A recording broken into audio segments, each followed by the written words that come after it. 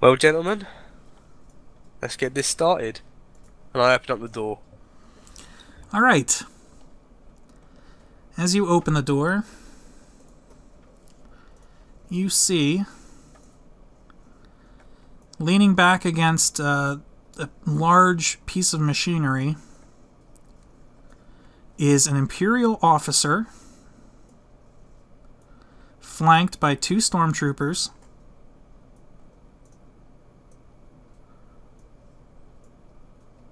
talking to the 2 thugs, heavily armed thugs, I should mention, that walked past you in the cantina. And that's all you can see from there. As soon as the door opens, the room goes quiet. All 5 people turn and look at you, and you're standing there in the doorway. And I say, hey guys. And roll initiative again. That's D20 again, yeah? Yeah. Plus your initiative. 8. Okay. There's going to be a lot to keep track of. Hold on. No problem. Okay, you said 8. So, the thugs are actually going to act first, followed by Fuse, followed by the officer, followed by you and Zed, and then the stormtroopers last. Okay. So, the thugs look at you, or the first thug looks at you, looks back at the Imperial officer, and goes, he's not with us. The officer looks at the thug and goes, well then do something about it. So the first thug draws these 2 blasters and fires both of them at you at the same time. So what is your defense? My defense is 14.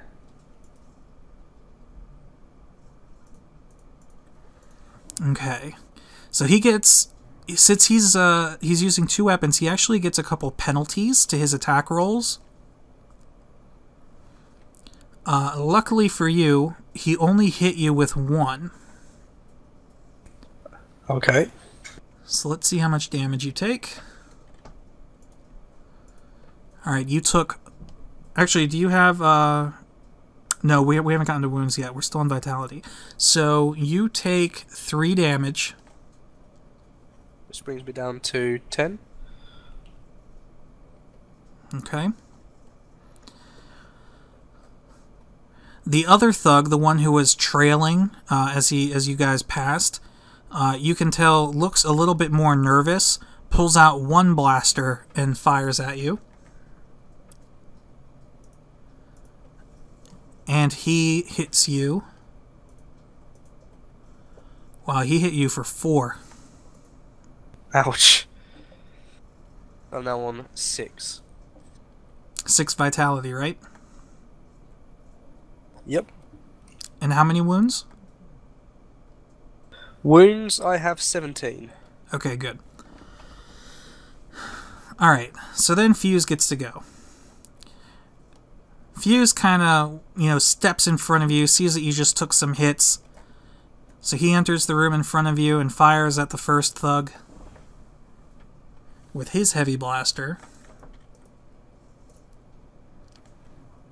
And his shot just grazes the thug's arm for 2 damage. Again, Fuse. Alright, the Imperial officer fires at Fuse with a small, you're not sure exactly what type of pistol it is, but he misses, and then he decides to run. Or attempt to flee, rather. So he runs back to here. And now it is your turn. Okay, so... See, is that officer out of shooting range? He's not out of shooting range. Hold on, I'm trying to figure out why I can't scroll this sideways. Oh, I guess... whatever. No, he's not out of shooting range. However, since you are shooting through other targets, you would take an accuracy penalty if you tried to shoot him through the stormtroopers and the thugs. Right. Fuse doesn't matter, since he's your ally. It's assumed that he would get out of your way. Yeah, yeah. So, I suppose what I would do in this situation is shoot one of the stormtroopers. Probably the one closest. Okay.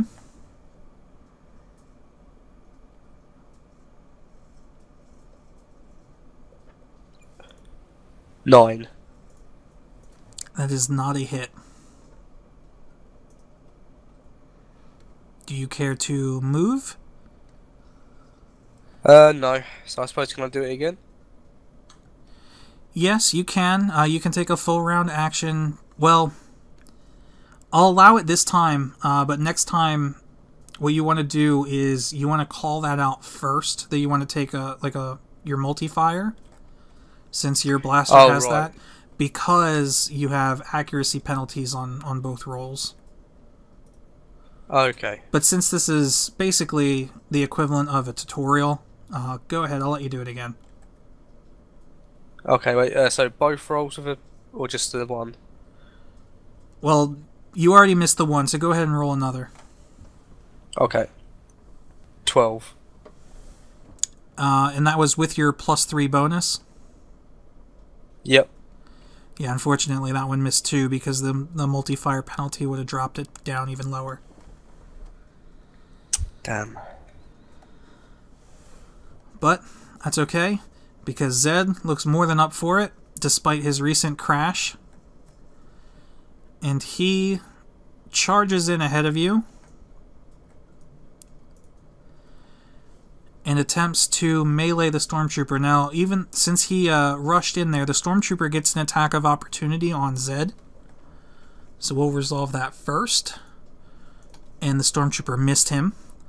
But now Zed gets to melee attack the stormtrooper. And he hits, he connects. And Zed has some pretty good strength. So he ends up doing 6 damage to the stormtrooper, which isn't bad considering he's wearing armor. Yeah.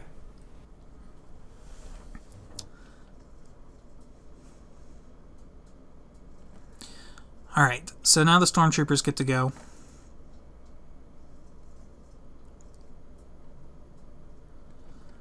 So the stormtroopers, they fire at you, but you kind of caught them surprised. So they're, they're stormtroopers. So they try and take a shot. The first one actually tries to take a shot at Zed since he's all up in his face.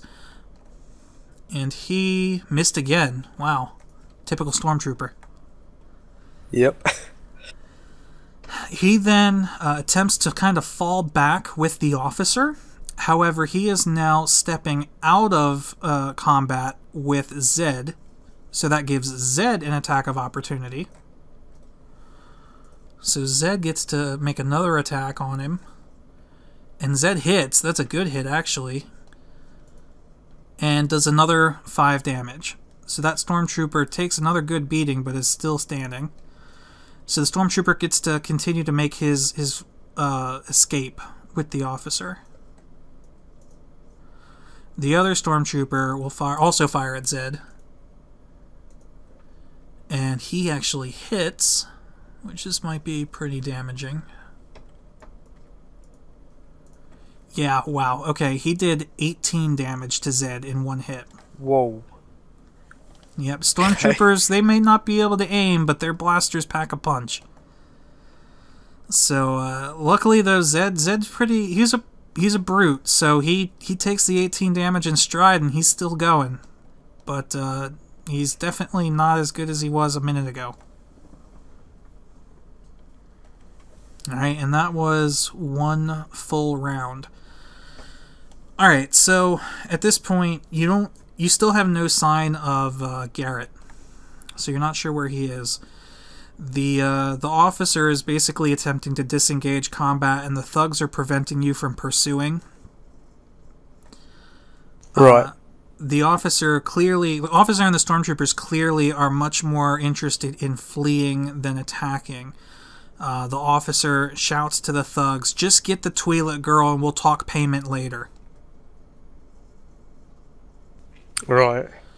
Now, since you have there's a brief lull in the action where everyone kind of seems to be standing their ground. Do you want to try and pursue, or do you want to take this opportunity to flee, or do you want... What do you want to do? You can do whatever you want. So, can I make a spot check to see if I can see Garrett anywhere? Absolutely. Okay, yeah, and I want to do that. Go for it. 19. Alright, you do, actually.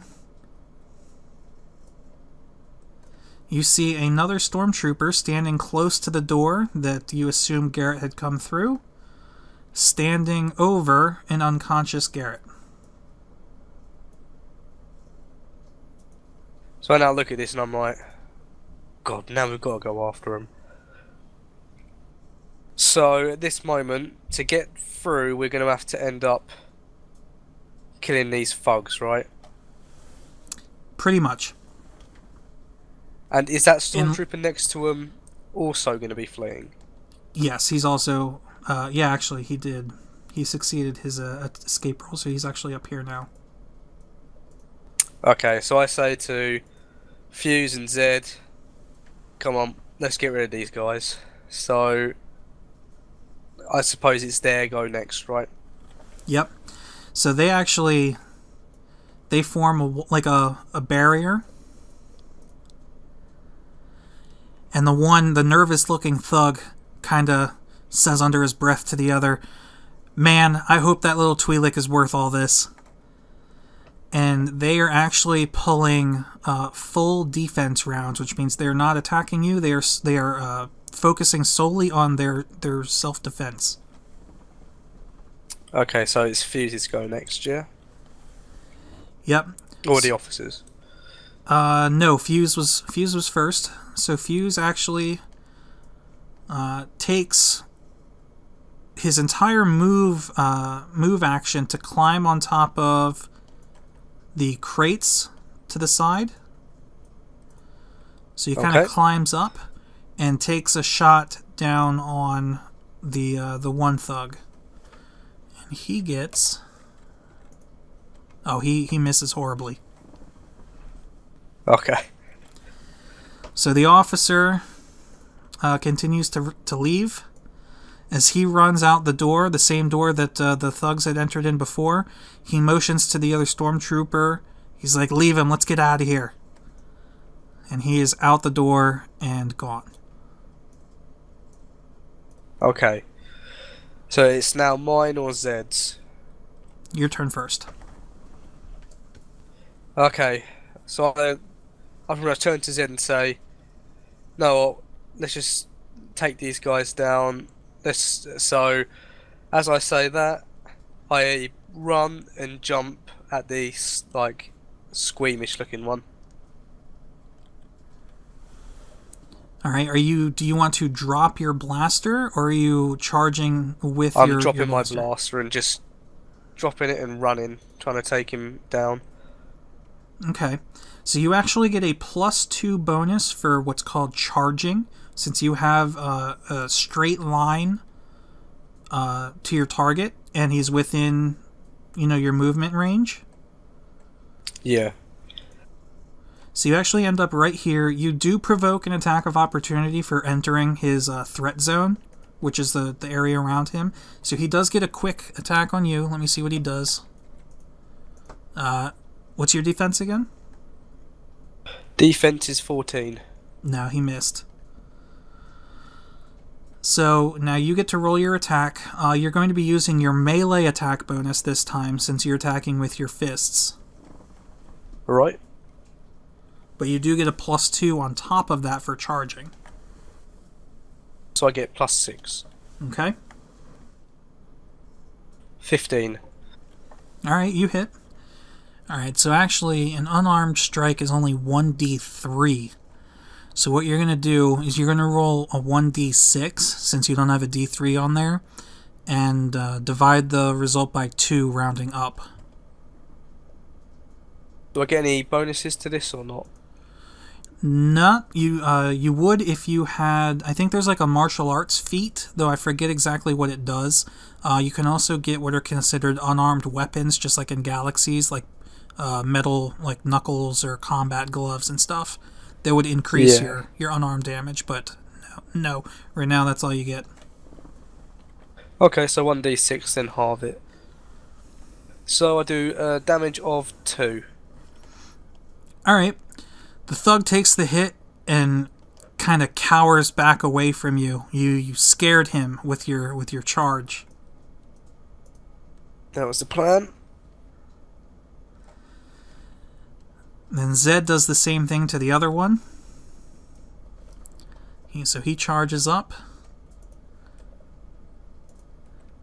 And the thug gets a blah blah blah attack of opportunity, but he misses. And Zed's melee roll is an 18. Oh yes.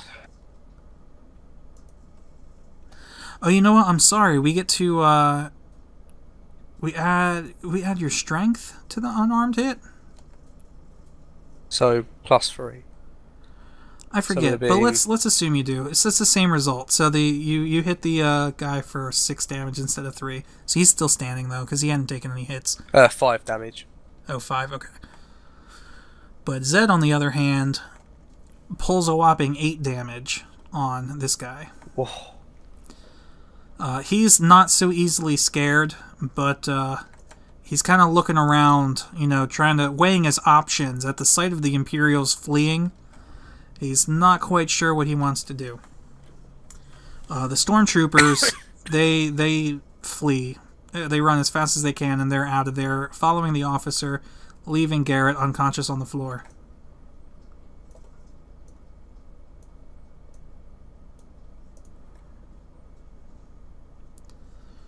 So they are gone. It is now the thug's turn. Actually, since that was the end of that round, do you want to do any sort of special actions? You can roll a skill check. You can try talking to the thugs. It's not everything has to be resolved through fighting, but it's up to you. So can I try and intimidate them? Yeah, absolutely.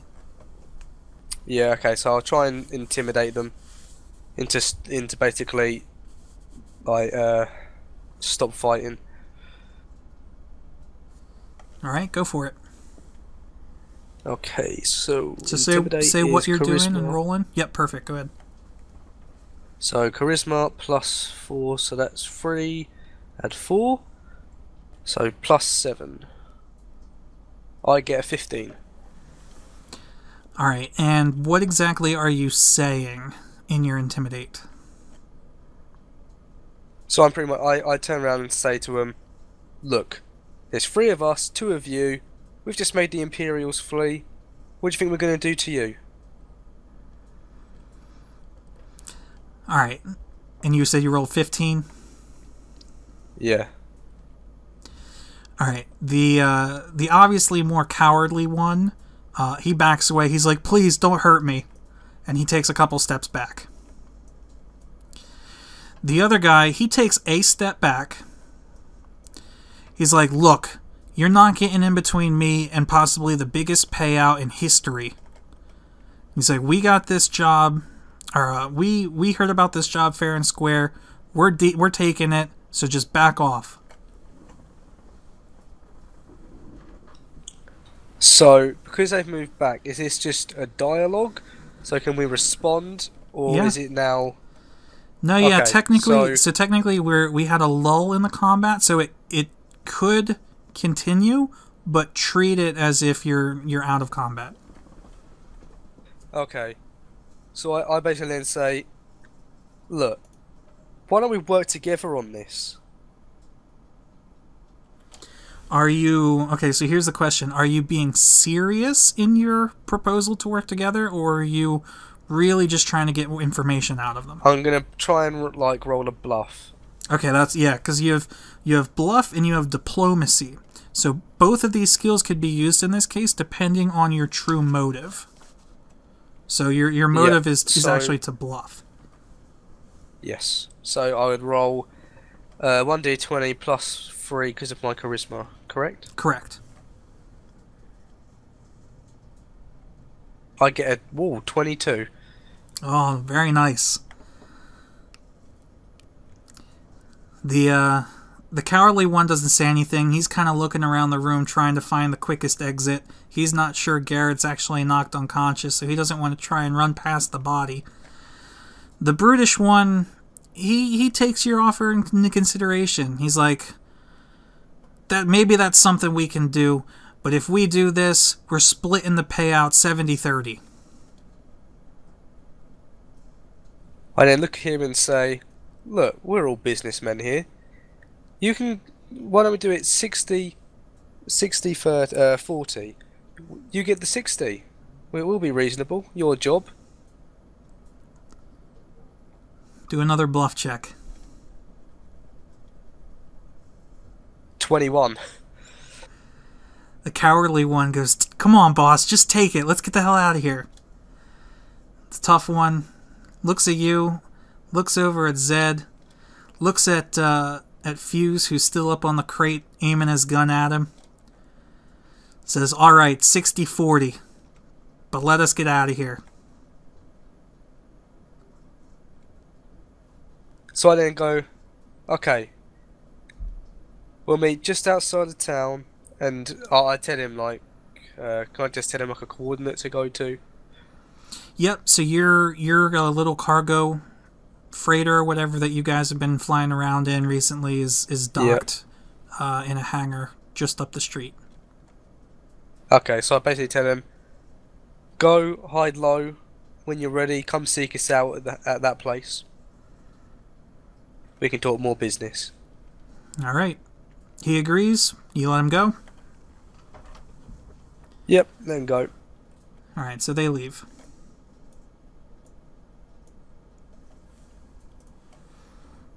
So I then turn to Zed and Fuse and say, you know what?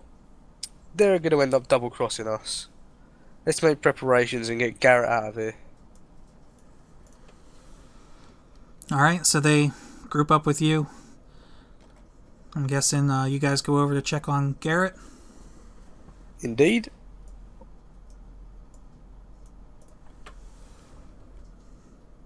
Alright, do you have any treat injury skills?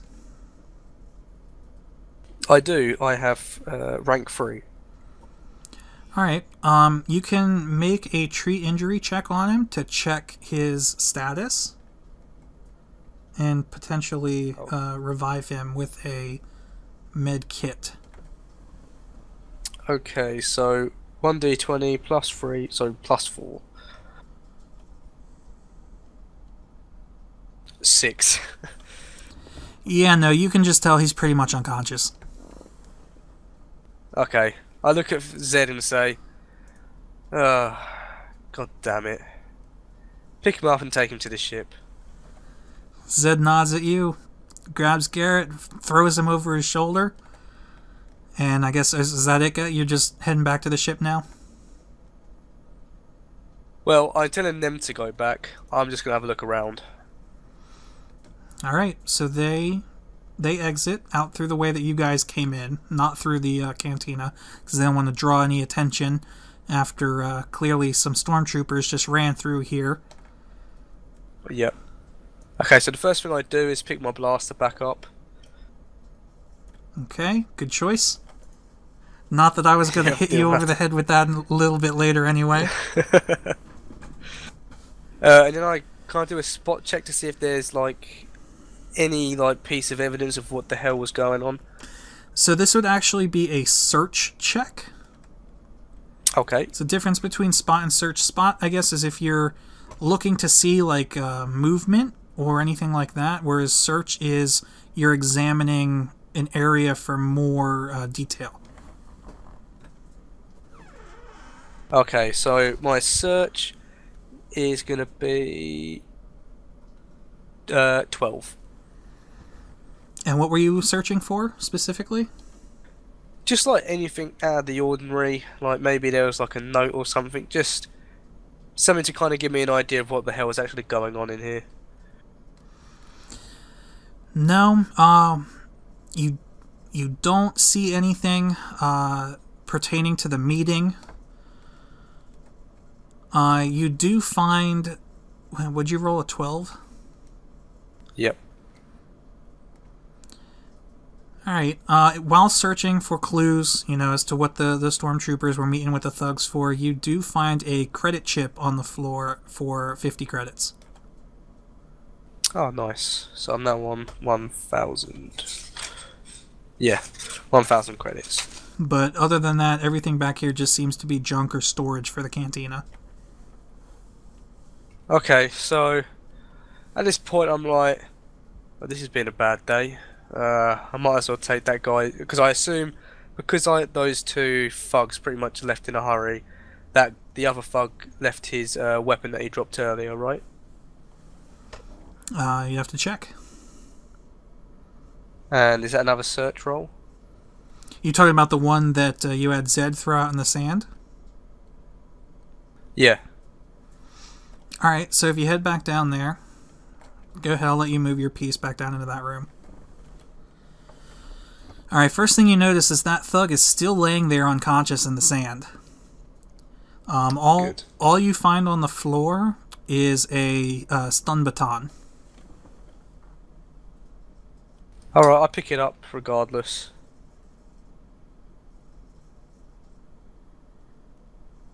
Okay, so you can add that to your on the second or on the second sheet of your character sheet is gear. The equipment tab. Or oh yeah, is there the gear, equipment? yeah. No, Just I gear. just. Yep. Okay, that's wrote in.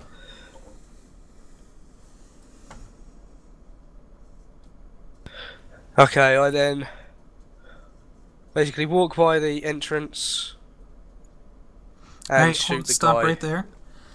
As you're there, you see two Jawas are kind of picking and poking at him, flipping him over, looking to see if he's got anything on him worth scavenging. Okay. And as they roll him over, to look into his pockets, he starts to wake up and they run away in fear. Okay, I just basically tried to shoot him. Alright, as you pull your blaster out and level it at his head, he sees what you're about to do and he looks at you and he cowers and he says, "Please, please, spare me, I'll tell you anything." Okay, so at this point I say, "So, were you with those other two guys?" He goes, "Yes, we had a meeting with the Remnant." What about? It says, I don't know, some job was supposed to pay some crazy amount of money. Something to do with some twi'lek girl on Ryloth. Don't hold out on me, lad. What more do you know? He goes, "Please, that's all I know. There's something with the Remnant and a Star Destroyer and a Sith, but that's it." Interesting. How many of you are there on this planet? He goes, what do you mean?" There was you, two other guys. Anyone else? He goes, "That's it. It's just the three of us and our pilot." Who's your pilot? I don't know his name. I just joined this group. Ah, well, the group's going to go down to 3, and I shoot him. Well, this is really embarrassing, but roll to see if you hit him. Oh my god, no. He's got some severe penalties because he's on his ass in the desert, but hey, you never know. If I roll like, oh no. Right, so I'm rolling the 3 3 and D20. 15. Okay, I'm pretty Alright, so confident. your shot lands right between his eyes and he dies there in the desert. Oh, I was getting scared for a moment there. Okay, so with him dead, I'll have a look around and see if there's any like that's like aroused something like someone. Now the two Duros that were up underneath that tarp at the north end of the cantina don't appear to be there anymore. Okay, so now I'm pretty much trying to return to my ship. Alright, so you have no problem leaving the cantina area and getting back to your ship. And that, Nope. when you get there, we're basically done on the board, but we'll do a little impromptu, imaginative scenario of what happens when you arrive at your ship. So when you get there, Garrett is conscious again, but still seems pretty out of it. It's got a massive headache. So he's, sitting on board the ship. He's got like an ice pack on his head or something. A back-to-pack, or whatever they call him. Fuse is hanging out also hanging out in the ship, and Zed is standing outside tinkering with a blaster. And you have about a minute or two before the thugs are supposed to meet you. Okay, so Fuse and Garrett are inside the ship. Correct. Okay, so instinctively I'm going to go see Zed first. So I walk up to him and say, "Good work today. Any trouble on the way back?" He silently shakes his head no. Okay, so I basically look at him and say, "Right, those two guys are going to end up coming back. I want you to leave the area and keep an eye on it. If you see anything going down, come along, get them by surprise." He holsters his blaster, looks at you and nods, and walks off to find a better vantage point. Okay, I now walk inside. Who would be closer to me, Garrett or Fuse? So as you enter the ship, you see Fuse laying there on the couch, holding the back on his forehead. Fuse is in the next room, I guess, talking to your pilot. Okay, so I'm gonna go Garrett and say, "So, what happened?" He says, "Boss, you're not going to believe this. As soon as I opened the door, I got cracked in the forehead with the butt of an E11 carbine from an Imperial stormtrooper." I'm like, "Really? Where was your girlfriend to save you?" He gives you a rude gesture and lays back down on the couch.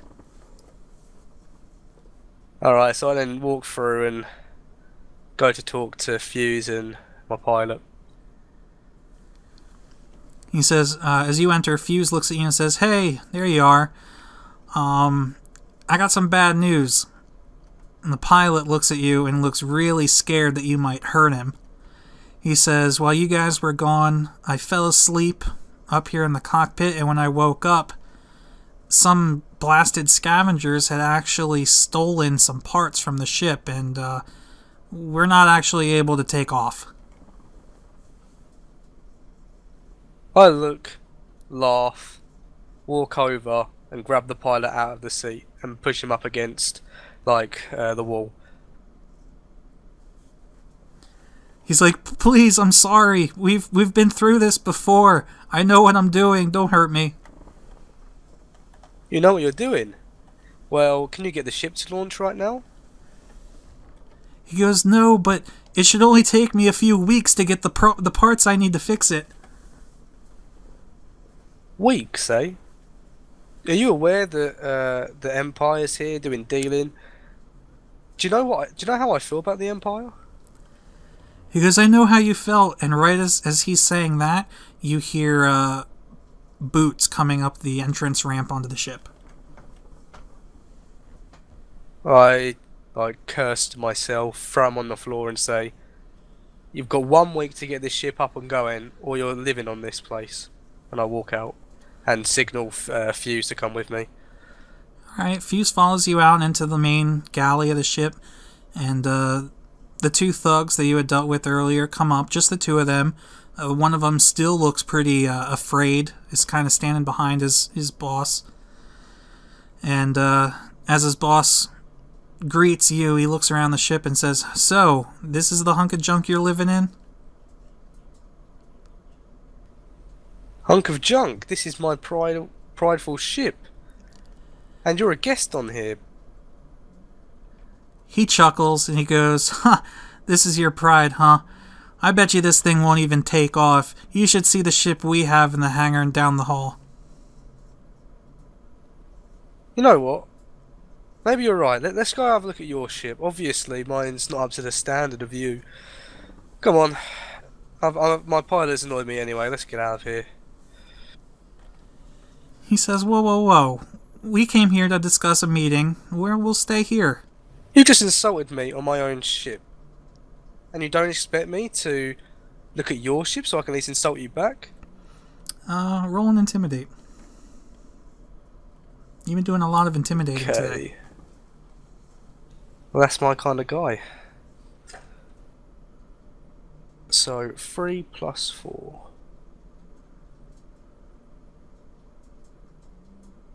23. Wait, yeah, 23. He looks really mad at you and he goes, "You know what? Fine. Here, we'll make you shut up. Come, we'll show you our ship." And he actually leads you down the ramp of your ship, out not even maybe 2 hangars down from yours. You enter a large hangar with a Corellian YT-1300 transport. Looks pretty beat up, but probably in better shape than your old one, your other cargo freighter was. Okay. He says, "There. What do you think?" Ah, yeah, she's a beauty. I mean, how slow does this thing go? He says, "Slow? Our pilot made the Kessler run in less than 20 parsecs, I think." Really? I would love to meet this guy. Bring him forward. So he walks to the entrance ramp of the ship and he yells up, "Oi, Bosco, get down here."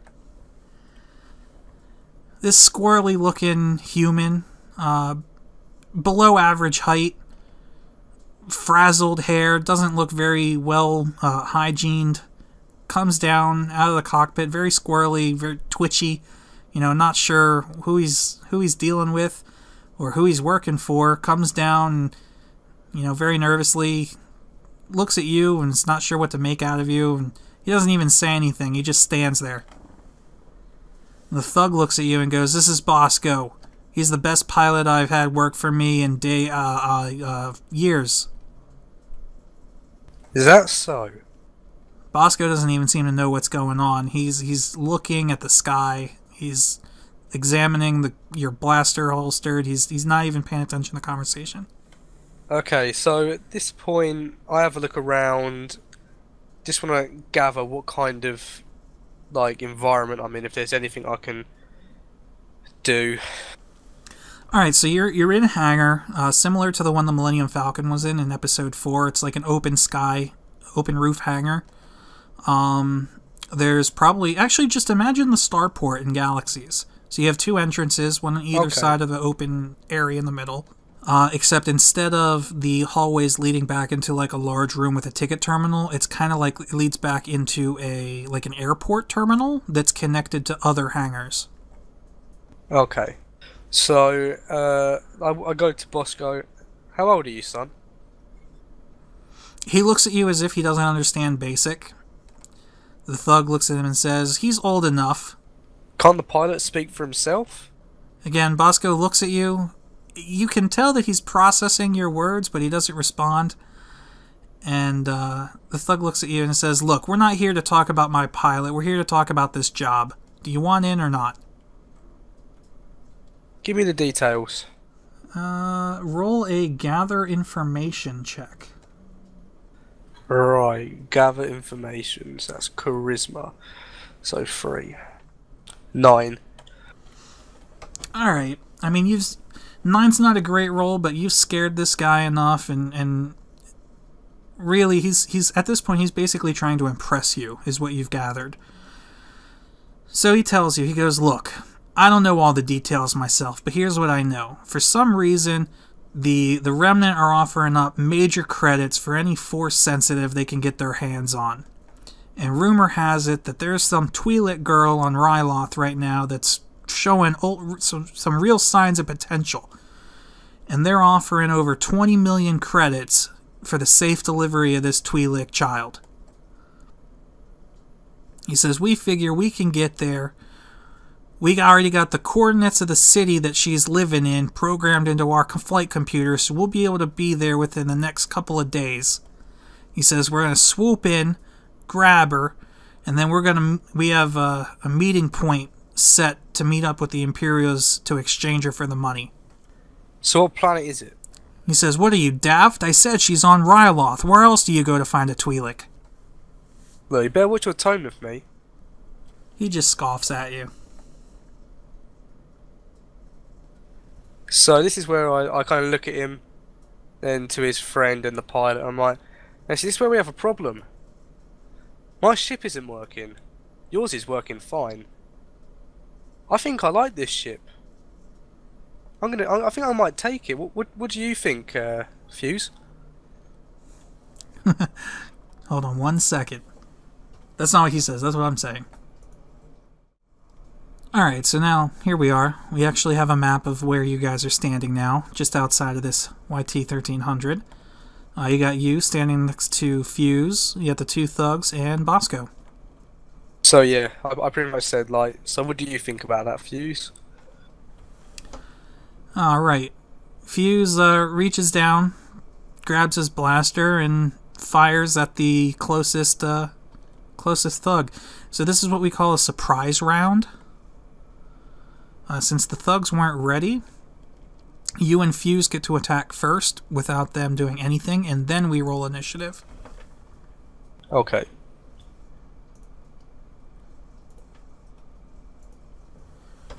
So Fuse actually gets a critical, believe it or not.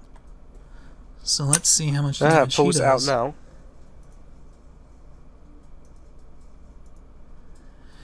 Yeah, Fuse takes out the cowardly thug in one shot.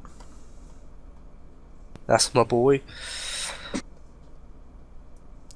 So he's down. You want to go ahead and roll your attack against this guy? Yep. So 9. That's alright. Since he's considered flat-footed, he loses his dexterity modifier and his defense, and 9 actually hits. Oh, nice. So now 3d8. Yep. 9. Alright, he's still alive, but just barely. So roll your initiative, which is just the d20 in your initiative. 22. Was that a critical? Well, none of that matters really. No, you can't crit on initiative.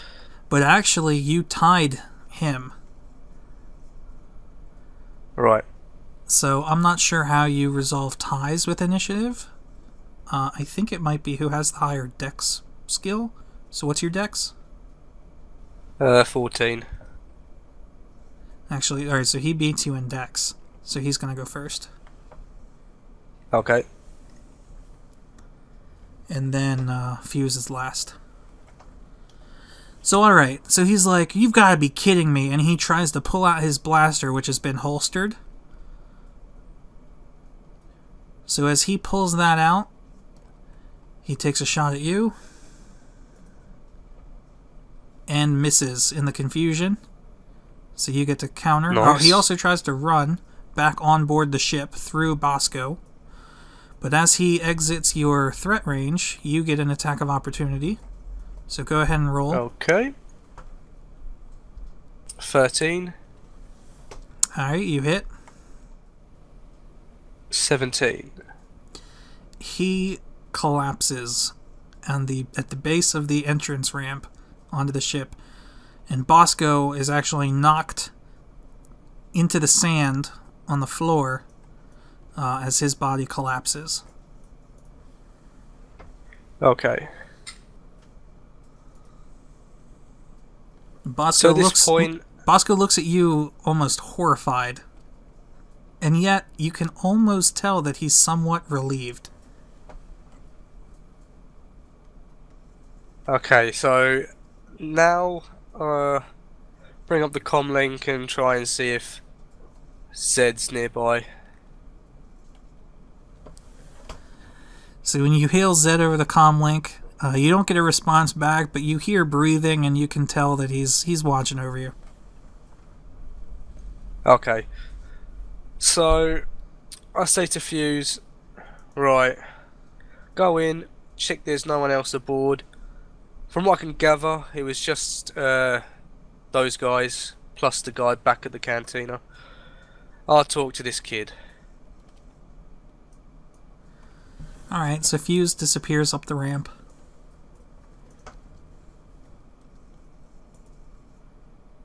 Okay.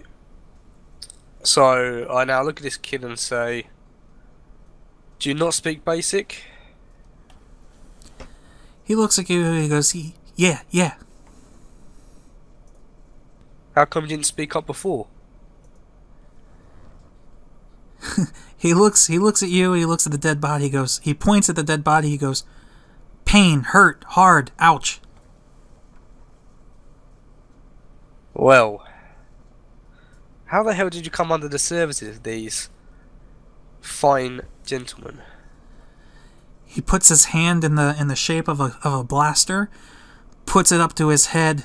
He goes, if not, boom, and simulates pulling the trigger on his head, and he actually plays out the whole playing dead motion and collapses into the sand before standing up and brushing off his clothes. I just kind of look a little bit bewildered, a little bit confused what's going on. But I kind of say, so, how good a pilot are you? His eyes get as big as bowling balls, or as big as remotes, Star Wars remotes. And he looks at you and a huge smile comes across his face, and he puts his hand into the shape of a YT-1300 with his thumb kind of sticking off as the cockpit, and he flies his hand through the sky, and he goes, "Me fly, vroom!" And as he does that, he runs back up the boarding ramp into the ship. But at this point, I'm like, this kid could be doing anything right now. So I kind of run after him to make sure that Fuse is okay.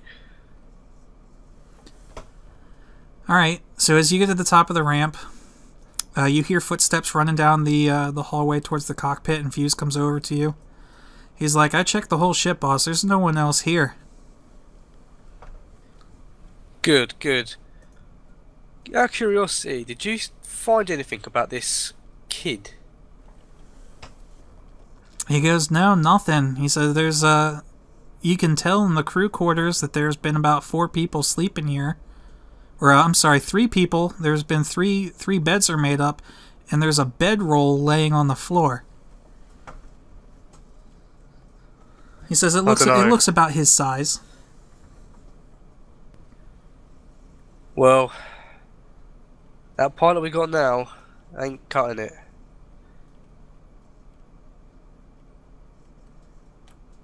I believe this kid, I say we give him a test run.